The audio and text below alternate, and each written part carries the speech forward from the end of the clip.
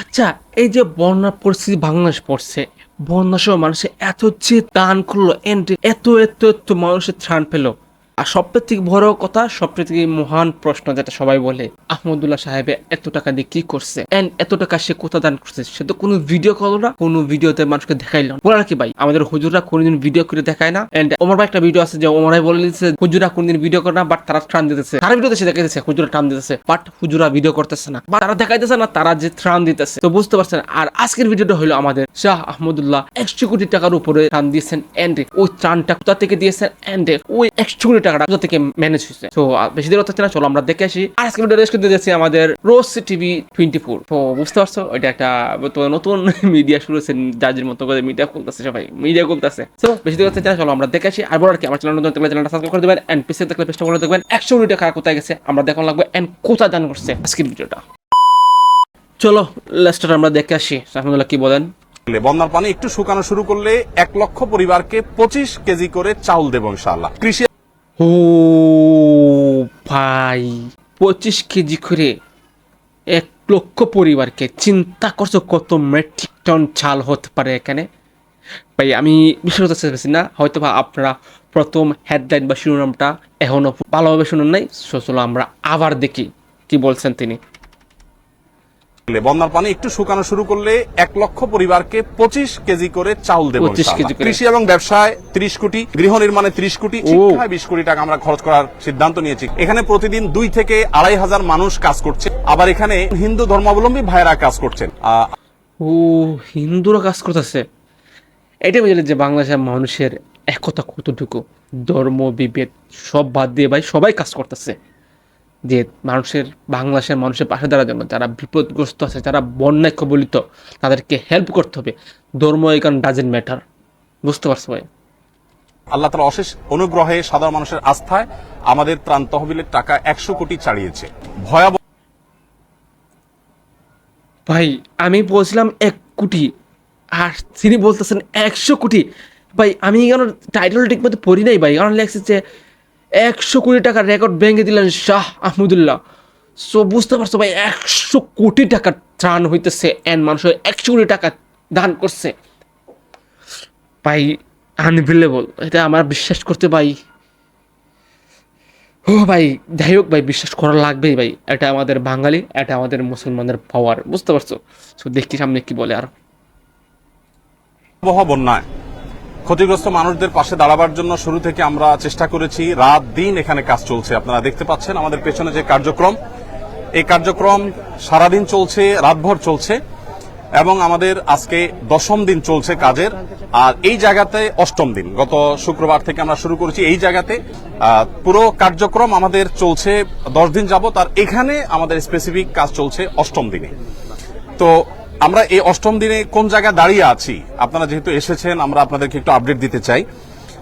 আমরা এ যাবৎ চাল কিনেছি, ত্রাণ সামগ্রী হিসাবে চাল কিনেছি আমরা 998 মেট্রিক টন, যেটাতে আমাদের খরচ হয়েছে 5,55,80,000 টাকা। আমাদের ডাল কেনা হয়েছে 200 মেট্রিক টন, যেটাতে খরচ হয়েছে 2,03,60,000 টাকা। আমাদের লবণ কেনা হয়েছে 112 তেল কেনা হয়েছে 200 মেট্রিক টন, সেটাতে খরচ হয়েছে 3,15,40,000 টাকা। আর লবণ কেনা হয়েছে 112.50 মেট্রিক টন, যেটাতে খরচ হয়েছে আমাদের 38,30,000 টাকা। এবং আমাদের খেজুর কেনা হয়েছে 120 মেট্রিক টন, যেখানে খরচ হয়েছে আমাদের 4,60,50,000 টাকা। আর সুগার অর্থাৎ চিনি কেনা হয়েছে 20 টন, সেখানে খরচ হয়েছে আমাদের 23,91,200 টাকা। চিড়া কেনা হয়েছে 40 টন, সেখানে খরচ হয়েছে আমাদের 22,51,000 টাকা। এবং পানি কেনা হয়েছে 100 টন, যেখানে খরচ হয়েছে আমাদের 9 লক্ষ টাকা। আর ভুসি অর্থাৎ গোখাদ্য কেনা হয়েছে 67.38 মেট্রিক টন, সেখানে আমাদের খরচ হয়েছে 29,06,750 টাকা। সর্বসাকুল্যে আমাদের মালামাল কেনা হয়েছে 1,857 মেট্রিক টন ত্রাণ সামগ্রী কেনা হয়েছে এ পর্যন্ত, যেখানে খরচ হয়েছে 16,58,08,950 টাকা। আর আমরা পানি একটু শুকিয়ে গেলে, বন্যার পানি একটু শুকানো শুরু করলে 1 লক্ষ পরিবারকে 25 কেজি করে চাউল দেব ইনশাআল্লাহ। কারণ আমরা জানি যে বন্যার পানি শুকিয়ে গেলেই কিন্তু মানুষের কষ্ট শেষ হওয়া নয়, বরং অনেক কষ্ট তখন শুরু হয় নতুন করে। বিশেষ করে যারা ছোট ছোট ব্যবসার উপরে ডিপেন্ডেন্ট ছিল, সেগুলো শেষ হয়ে গেছে, তারা নতুন করে দাঁড়াতে আরো সময় লাগবে। তারা যেন দাঁড়াতে পারে এবং 15 দিন 20 দিন যাতে অ্যাটলিস্ট তারা আরো চলতে পারে, সেজন্য আমরা 1 লক্ষ পরিবারকে 25 কেজির করে চাউলের বস্তা দেব। এখানে আমাদের লাগবে হলো 2500 টন। এর অর্ডার আমরা ইতিমধ্যে দিয়ে ফেলেছি, অর্থাৎ পার্চেসিং হয়ে গেছে। আগামী 3 বা 4 তারিখ ইনশাআল্লাহ, 3 তারিখে মাল ডেলিভারি পাবো, 4 তারিখ থেকে আমরা ডিস্ট্রিবিউশন শুরু করব ফেনীর যে সমস্ত এলাকা শুকিয়ে গেছে সেই এলাকাগুলোতে বিশেষ করে। সেখানে আমাদের খরচ হবে 14 কোটি 15 লক্ষ টাকা। সর্বসাকুল্যে আমাদের মোট মালামাল যেটা এই পর্যন্ত আমরা কিনেছি, যার কিছু প্রস্তুত হয়ে বিতরণ হয়ে গেছে, কিছু প্রস্তুত হচ্ছে, আর কিছু ডেলিভারির অপেক্ষা আছে, সব মিলিয়ে দাঁড়াচ্ছে হলো 4357.88 মেট্রিক টন ত্রাণ সামগ্রী। এবং এ পর্যন্ত এই ত্রাণ সামগ্রীর পেছনে আমাদের যে খরচ হয়েছে সেটা হলো 30 কোটি 73,08,950 টাকা। আপনাদেরকে একটু জানিয়ে রাখতে চাই, আমাদের এ পর্যন্ত যে ফান্ড আমাদের কাছে এসে পৌঁছেছে, আপনারা সাংবাদিক ভাইরা বারবার আমাকে প্রশ্ন করেছেন কত টাকা এসেছে। আমরা ফিগারটা এক্সাক্ট আপনাদেরকে বলতে পারিনি। গতকাল অর্থাৎ বৃহস্পতিবার একেবারে অফিস শেষে আমাদের কাছে যে আপডেট এসেছে আমাদের অ্যাকাউন্টস থেকে, সেটা হলো আল্লাহ তাআলার অশেষ অনুগ্রহে, সাধারণ মানুষের আস্থায় আমাদের ত্রাণ তহবিলের টাকা 100 কোটি ছাড়িয়েছে। অর্থাৎ 100 কোটির বেশি ফান্ড আমাদের কাছে চলে এসেছে। এই ফান্ডটা আমরা কিভাবে খরচ করব আপনাদেরকে একটু আমরা জানিয়ে রাখতে চাই, আপনাদের মাধ্যমে মানুষকে আমরা জানিয়ে রাখতে চাই। প্রথমত একটু বলে রাখি, আসুনা ফাউন্ডেশনের সমস্ত প্রজেক্টগুলো বাস্তবায়ন করার আগে আমরা পাবলিকলি ঘোষণা করে বেনিফিশিয়ারি নির্বাচন করি, যাতে কোনো প্রকার পার্সিয়ালিটি না হয়, প্রত্যেকে যেন সমানভাবে পায়, ধর্ম বর্ণ নির্বিশেষে যেন সবাই সুযোগ সুবিধা পায়, সেজন্য আমরা বিশেষভাবে মনোযোগ রাখি। আর আমাদের প্রজেক্ট বাস্তবায়ন শেষে আমাদের প্রত্যেকটা টাকার হিসাব পাই পাই করে আমরা সোশ্যাল মিডিয়ার উন্মুক্ত প্ল্যাটফর্মে দিয়ে থাকি। আমরা 2022-এর বন্যায় অর্থাৎ সিলেটের বন্যায় 18 কোটি টাকার কাজ করেছিলাম, তার প্রতিটি টাকার হিসাব আমরা সোশ্যাল মিডিয়াতে দিয়েছিলাম। তেল কোন কোম্পানির কত টাকায় কিনেছি, আমরা কি পরিমাণ কিনেছি, লবণ, চাল, প্রত্যেকটা জিনিস আমরা ডিটেল এভাবে দিয়ে থাকি। তো এবারও ইনশাআল্লাহ তার ব্যতিক্রম হবে না, প্রত্যেকটা টাকার হিসাব আমরা যথারীতি ইনশাআল্লাহ যথাসময়ে দেবো আল্লাহ চাহেন তো। হ্যাঁ, আচ্ছা, হ্যাঁ, এটা এখানে তো আপনার আমরা মৌলিক হিসাবটা দিয়েছি, এটার ডিটেইল একটু একটু করে প্রতি লিটারের দাম কত পড়েছে সেগুলো ইনশাআল্লাহ ডিটেইল আমরা একেবারে চার্ট আকারে সোশ্যাল মিডিয়াতে আমাদের ভেরিফাইড ফেসবুক পেজ আমরা দিয়ে দিব। এখনো পর্যন্ত আমাদের এখানে ত্রাণবাহী 80টি গাড়ি গত কয়েকদিন আমাদের স্পটে পৌঁছেছে। আবার সেনাবাহিনীর মাধ্যমে আমরা অনেকগুলো কাভার্ড ভ্যান হস্তান্তর করে দুর্গম এলাকাগুলোতে তাদের মাধ্যমে বিতরণ করেছি আমরা। আজকে আমাদের এখানে যে কাজ চলছে, আজকে আমাদের এখানে সকাল থেকে জোহরের আগ পর্যন্ত 8টা কাভার্ড ভ্যান ফিল আপ হয়ে চলে গেছে এবং আজকে সর্বসাকুল্য আমাদের 23টা কাভার্ড ভ্যান ইনশাআল্লাহ ভরবে। এখানে যে কাভার্ড ভ্যানগুলো আছে এগুলো মাল আনলোড হওয়ার পর আবার লোড হওয়া শুরু হবে। একদিক থেকে আনলোড হয় আর দিক থেকে লোড হয়। এখানে প্রতিদিন 2 থেকে 2,500 মানুষ কাজ করছে, সবাই স্বতঃস্ফূর্তভাবে কাজ করছে। এখানে ঢাকা ইউনিভার্সিটির সম্মানিত প্রফেসর, সিনিয়র প্রফেসর আছেন, কাজ করছেন, আমি চিনি ব্যক্তিগতভাবে। এখানে বাংলাদেশ সেনাবাহিনীর কর্মরত ব্যক্তিবর্গ, সদস্যগণ তারা আছেন, কাজ করছেন ছুটির দিনে। আবার এখানে কয়েকজন হিন্দু ধর্মাবলম্বী ভাইয়েরা কাজ করছেন এবং আমাদের আজকে দুপুরের খাবার ছিল বিরিয়ানি। তাদের জন্য আমরা আলাদা খাবার প্রস্তুত করেছি, যেহেতু আমরা জানি আমাদের হিন্দু ধর্মাবলম্বী ভাইরা গরু গোশত খান না, তাদের উপযোগী খাবার আমরা প্রস্তুত করেছি এবং তারাও কিন্তু এখানে শ্রম দিচ্ছে। আমাদের একজন অটো রিক্সা চালকের সন্ধান আজকে আমরা জানতে পেলাম যে তারা থেকে আমাদের ইউনাইটেড ইউনিভার্সিটি ওই জায়গা থেকে এইখানে কেউ ত্রাণের কাজে আসছে বললেই তাদেরকে ফ্রি তিনি আনা নেওয়া করছেন। তিনি আমাদেরকে বলেনও নাই, প্রকাশও করতে চান না, কিন্তু ভাই ইমোশনাল হয়ে যেতেছে, প্রচুর ভাই ইমোশনাল হয়ে যেতেছি। বাংলার মানুষ আসলে ভাই একতা আছে। রিস্কাওয়ালা ভাই টাকা নিচ্ছে না যে ত্রাণের জন্য কাজ করতে আসলে।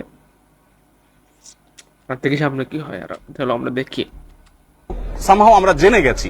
তো স্বতঃস্ফূর্ততা কতভাবে হতে পারে, কত ধরনের হতে পারে, সেটা আসলে আমরা আপনাদেরকে মানে বলে বুঝাতে পারবো না যে মানুষ কতভাবে স্বতঃস্ফূর্তভাবে কাজ করতে পারে। ভাই আমার মন পড়তেছে না, আমি আবার এই যারা শুনবার লাগবো। আমরা জানতে পেলাম যে তারা থেকে আমাদের ইউনাইটেড ইউনিভার্সিটি ওই জায়গা থেকে এইখানে কেউ ত্রাণের কাজে আসছে বললেই তাদেরকে ফ্রি তিনি আনা নেওয়া করছেন। তিনি আমাদের যারা শুনলে না ভাই ভিতরটা জুড়াই যাবে এই যারা শুনলে। তাদেরকে বলেনও নাই, প্রকাশও করতে চান না, কিন্তু সামহাও আমরা জেনে গেছি। তো স্বতঃস্ফূর্ততা কতভাবে হতে পারে, কত ধরনের হতে পারে সেটা আসলে আমরা আপনাদেরকে মানে বলে বোঝাতে পারবো না যে মানুষ কতভাবে স্বতঃস্ফূর্তভাবে কাজ করতে পারে এখানে, সেটা এখানে চলছে। তো আমরা একটু আপনাদেরকে জানিয়ে রাখতে চাই যে যত টাকা আমাদের কাছে এসছে এবং এক্সপেক্টেড আরো যে টাকা আসবে, আমরা কিছুদিনের মধ্যে ইনশাআল্লাহ আমাদের ফান্ড ক্লোজ করব, অর্থাৎ এই তহবিলে আর আমরা ডোনেশন সংগ্রহ করব না। আমাদের প্রত্যেকটা প্রজেক্ট বাস্তবায়নের ক্ষেত্রে আমরা এই নীতিমালা ফলো করি। একটা নির্দিষ্ট সময়ের পর আমরা বলে দেই এই প্রজেক্টে আর কোনো টাকা দেওয়া যাবে না, আমরা অফ করে দেই, কারণ আমাদের একটা প্ল্যান থাকে, প্ল্যান অনুযায়ী আমরা সাধারণত কাজ করে থাকি। তো এবারে আমরা যেটা আশা করছি যেটা করব সেটা হলো খাদ্যে ইতিমধ্যে আমরা 30 কোটি 73 লাখ টাকা খরচ করেছি, যেটার মধ্যে 2500 মেট্রিক টন চাল আমরা 4 তারিখ থেকে বিতরণ শুরু করব। আর এর বাইরে কৃষি এবং ব্যবসা যে ক্ষতি হয়েছে আমাদের কৃষকদেরকে তাদের পুনরায় কৃষি কাজ শুরু যেন করতে পারে, সেজন্য আমরা তাদেরকে অর্থ সহায়তা দিব। আমরা আসুন্নাহ ফাউন্ডেশন থেকে ক্ষুদ্র ঋণ, সেটা আপনার সুদমুক্ত হোক আর সুদযুক্ত হোক, কোনোভাবে আমরা সুদ ঋণ দেই না, বরং আমরা সম্পূর্ণ ডোনেশন দিয়ে তাদেরকে দাঁড়াবার জন্য আমরা সহায়তা করি।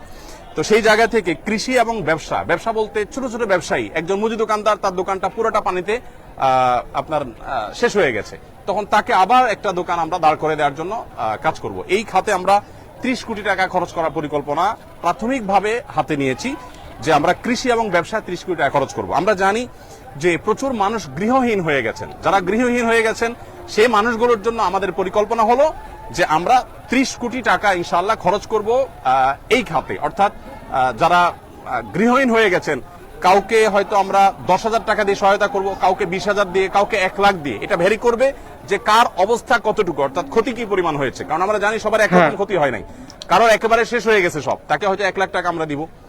1 লাখ টাকা বলতে 1 লাখ টাকা আমরা একসাথে দিয়ে দিব না, তাকে একটা নির্দিষ্ট সার্টেন অ্যামাউন্ট দিয়ে বলবো এই পর্যন্ত আপনি কাজ নিয়ে আসেন, তারপর আপনি দ্বিতীয় কিস্তি পাবেন, তারপর তৃতীয় কিস্তি পাবেন, যাতে করে টাকাটা পেয়ে গরিব মানুষ নষ্ট করে না ফেলে।